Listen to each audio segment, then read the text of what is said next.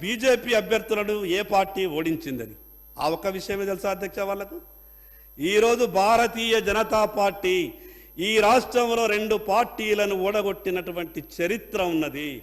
ఈ 2 పార్టీలు కూడా మాకు సరి సమానమని, ఈ 2 పార్టీలు కూడా రాష్ట్ర ప్రయోజనాలు కాపాడడంలో వాళ్ళు ఫెయిల్యూర్ అవుతున్నారని, ఈరోజు కాంగ్రెస్ పార్టీని ఓడగొట్టాం అధ్యక్ష కామారెడ్డిలో, టీఆర్ఎస్ పార్టీని ఓడగొట్టినాం అధ్యక్ష కామారెడ్డిలో. ఈరోజు 2 పార్టీలను మేము ఓడగొట్టినాం. ఆ అవకాశం కూడా ఈ 2 పార్టీలను ఓడగొట్టేటటువంటి అవకాశం కూడా కామారెడ్డి ప్రజలు భారతీయ జనతా పార్టీకి ఇచ్చారు అధ్యక్ష.